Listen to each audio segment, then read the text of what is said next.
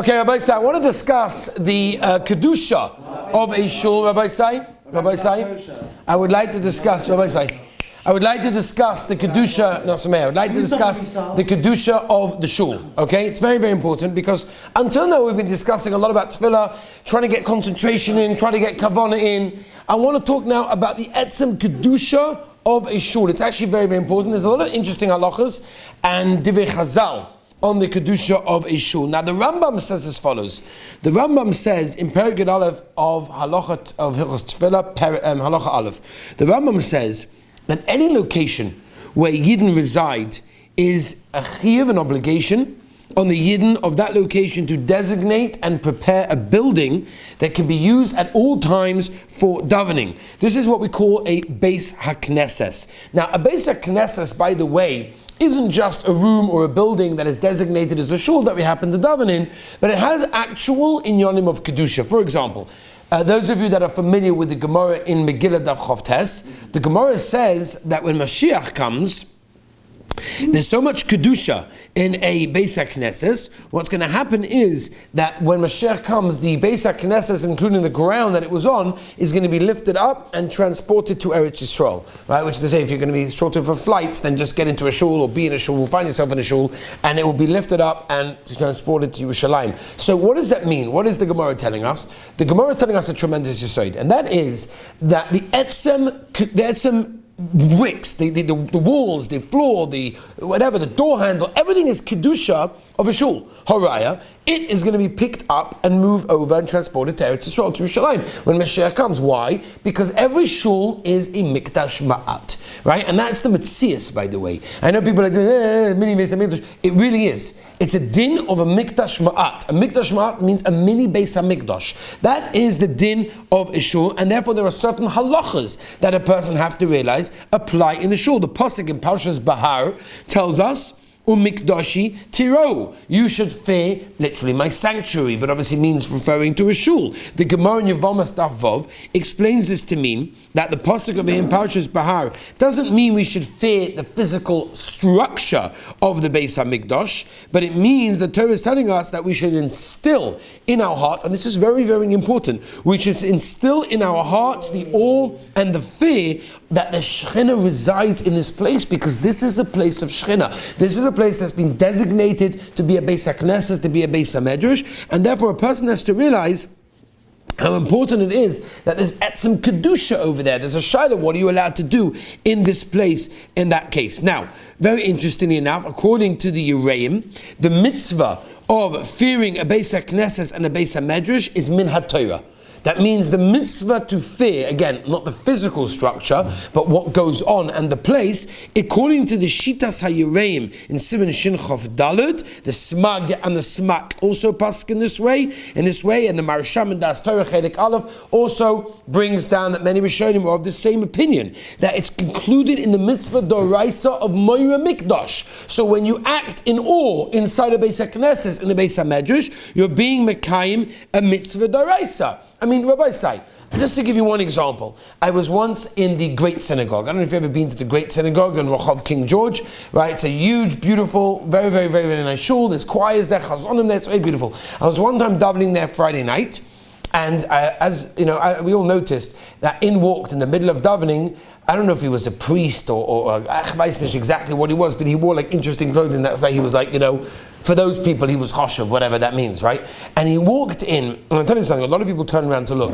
The awe that he stood in the shul was absolutely inspiring. You know, here you have a guy. This is a shul. It's no shaykhs to him. He doesn't daven. He doesn't need it whatsoever. He doesn't believe in the religion.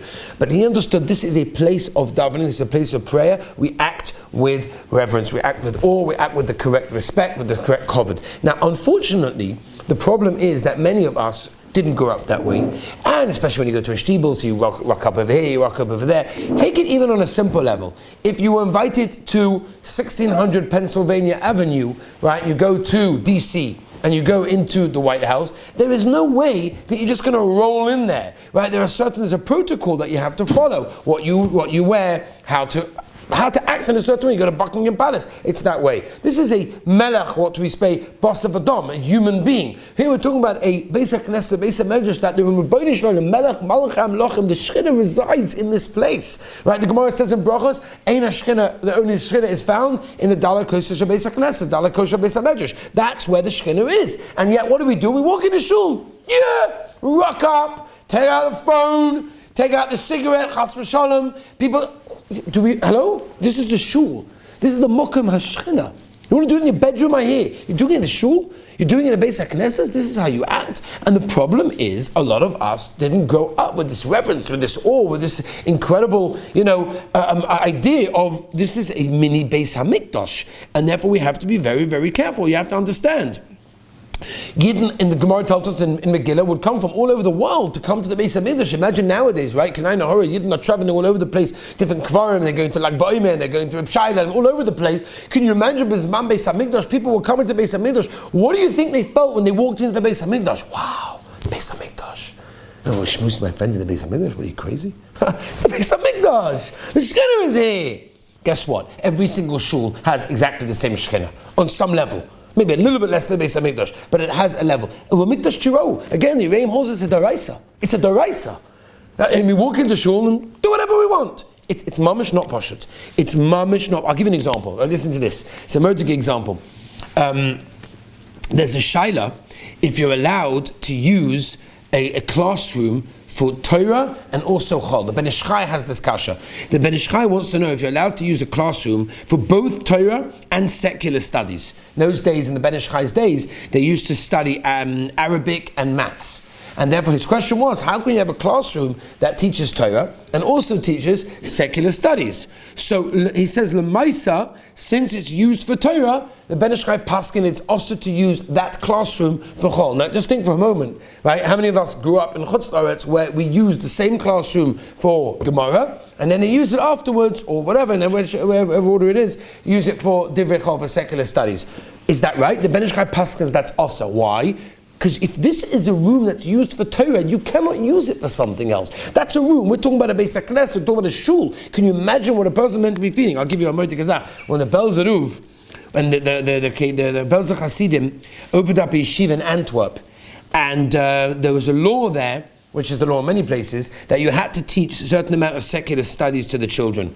So the Belzer Rebbe, who was at the point at that time was Reb Aaron, so he paskined that you should have separate rooms set aside because you cannot teach secular studies in the same room that you teach Torah. Now, L'maisa, the minig of most yeshivas in the world that I know of is not to have separate rooms for Torah. I know that there are certain ones that are. I think I've been to schools in America where they learn in the Beis Medrash, and the other things are done in the classrooms. Okay, but there are many schools that we are all familiar with that don't do that, and they have both, classrooms for secular and Kodesh. So the most of the many in the poskim want to be making, they say that since it's not miyuchat for Torah, it's miyuchat for both, and therefore it never got the Kudusha of that. But I just want to give you that as an example to realize what it means a Beis HaMedrash, what it means a Beis HaKnesses, right? The halacha is that a person is also to be kalus roish, messing around, joking around, lightheadedness. In the Beis HaKnesses, whether it's during davening or after davening, it doesn't make a difference. Whether people are davening or not, this is a Beis HaKnesses. This is a Beis HaMedrash. We have to tell people to be respectful in such a place. The Shulchan Aruch talks about this, by the way, in Samach Kuf Nun Aleph in Orach Chaim, if you're allowed to eat in a Beis HaKnesses. Now, most of us do, right? And the heter is because of Bittul Torah, people have to go out. The heter is it was made al das kain. People eat Shalashidus there, Kiddush we have there, Pseda, they're heterim. But let's start from the beginning. Be'etzem, it's asa. You're not allowed to eat. You're not allowed to sleep. Put your head down and have a shluff on the table. You're not allowed. It's a shul. It's a Mokum HaMikdash.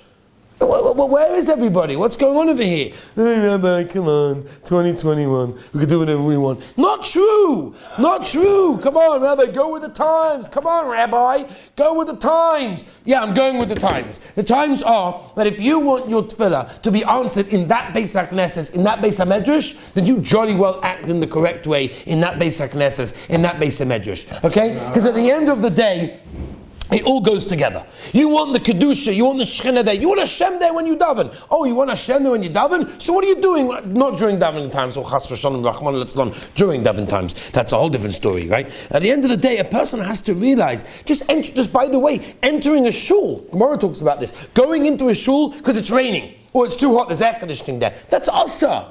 You're not allowed to do that. You can't use the shul as a shortcut to say this. Over here we have a problem, how to get around. In the Chanamis, you say a pasuk or something. As you're going, you don't have to sit down. That's if you're in Amoritz and you don't know any pasukim, you sit down. So you're showing your Amoritz if you sit down. But anyway, you just go past and you say a pasuk, you say something, whatever it is. Living above a shul is a whole shaila. In America, it's a very big shaila. You have many, many apartments that are above the shuls in that case. And it's not so posh how to deal with it, whatever. I don't want to go into all the different sugyas. But just to realize, this is a mokem hamikdash. This is a mini base hamikdash. Just to give you an example, okay, these are all things, what I'm telling you now, this is not even ashkofa. This is clear-cut halacha, right? Shul Kanoruk, right? Very simple, real halachas lemaisa. We can go through the halachas a different time, but I just want to give you a summary of what's going on. This is very, very serious, right? It's brought down in the poskim, right? The Mishnah brings in Kuf Pei Gimel Sikot Yorala B'Shem the Bach, that a person is meant to dress in a certain way when he goes to shul. Now again, I'm not getting involved, yes jacket, no jacket, yes hat, no hat, but whatever it is, it's respectful. You're walking into a shul, you dress for davening, you dress for a shul. And that's why it's very important, right? In the earlier times, the Gemara talks about the idea of wearing a belt that people used to use, a belt that was a pouch for money, and it should not be worn during davening. Why? Because that's just not respectful in that case. And that's the same thing as anything else. You shouldn't be wearing things that are not respectful during davening, for sure, in that case. And that's why it's very important for a person to realize that he's in a place where it's a mokem hamikdash, it's got a lot of Kudusha there, and a person has to realize that his tefillahs can be answered because of there. Not only that, a person should realize, right? The Shulchan Aruch brings down in Aruch Chaim Sadi Beis, there's an Inyan to give tzedakah before davening, right? The Makar, okay, Gemara in Baba Basra, Davov Amadav talks about it. Belezer, Yor Pu'uta La'oni, Yor Matzti, he first gave a tefillah, he first gave some tzedakah, and then he daven, people give tzedakah in that case as well, and a person should wash his hands also before davening as well. The Rambam brings it as well. The Rambam says in Perek Daled Hilchos Tefillah Halacha Beis that if a person who did not wash his hands before davening wasn't yotza his chiyuv of tefillah. As we pass in the Rambam, I'm not sure we pass on that halacha l'maisa. We don't. But the point is, at least try to wash your hands. If Vilna Gaon says that a person should use a cup, a keli, to mamish wash your hands. People are makpid on this. Again, a lot of people are not makpid on this. That's true. But again, there is a din that a person should try and wash his hands. And again, the idea is you're walking in to a Beis HaKnesses, you're walking in to a mokem hamikdash. It is very, very important for a person to realize these things are very, very choshev. I want to read to you a letter that was printed in a magazine a number of years ago, in 2013 actually, to be exact, April 2013. And the letter was based, I'm not going to read every word of the letter. The letter was written by someone obviously we don't know, I have no idea who it is, and it's going on an article written about a certain sect of Hasidim, and it says, your article about these Hasidim and their Rebbe, was very, very interesting. He says like this, listen carefully. He says, I'm a Baal Tshuva. He says, in fact, I'm the only member of my family who's Orthodox. I became religious after researching my family history and discovering that my great-great-grandfather was actually a rabbi in Krakow, Poland. Our family, which owns and operates one of the largest independent Broadway theater chains in New York City, respects my religious upbringing, my religious lifestyle, I guess now, despite initial resistance. Baruch Hashem, I married a Jewish woman, and today I have a beautiful family. I write to you because of the two sentences in your article. Two sentences which, more than any other place, put these Hasidim in a league of their own.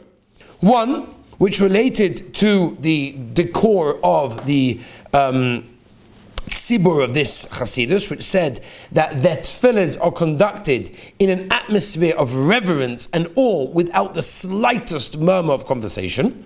The second, which related to latecomers, stated anyone who was not present for brachas at the beginning of davening could not simply join the minyan at a later point. I live out of town and recently spent a Shabbos in a large, well-known Orthodox community. It was a wonderful experience. All the people I met were so friendly and welcoming. What a surprise, or should I say, what shocked me, was the lack of decorum in the various shuls that I attended. I davened in 3 different shuls on Friday night, Shabbos morning and Shabbos afternoon. The mixed seating temple that I was used to going to as a teenager was tame compared to what I experienced. The conversations that I overheard were incredible, from sports to business to one guy's dating experiences. There was one fellow who asked someone sitting opposite him, I was told later this someone is a judge, for advice on a lease dispute his client is having with his landlord. He did, of course, preference his conversations by saying, Nish Shabbos Geret. The rabbi in one shul did make an effort to try and get the schmoozing, unfortunately with no success. Another fascinating element that I witnessed, specifically Shabbos morning, was that although Shabbos Shachris Daven started at 9, the shul only filled up at 9:30. To add insult to injury upon arriving, many people who came late first engaged in conversations with their neighbor who had already begin davening. Obviously, these Hasidim are special Hasidim who have figured it out. One wonders what the rest of us are still pondering. But listen to this. Please don't get me wrong. I'm not trying to badmouth any of my religious peers. But in our industry, remember his family owns one of the biggest theatre companies in New York City. In our industry, almost nobody comes late to the show. And everyone is silent during the show. But then again, the doors of the theatre close at 8 p.m. sharp, and anyone talking during the performance is politely shown the door by the theatre manager. A little bit of food for thought, Rabbi Say. Next time you're in a shul, next time you have opportunity to daven, just think for a moment. You're in a Mokum HaMikdash. You're in the place where the Shekhinah is residing. It should be treated that way. It should be treated with respect. And Be'ez Hashem, the Rabbeinu Shalom, through that will answer all of our tefillas.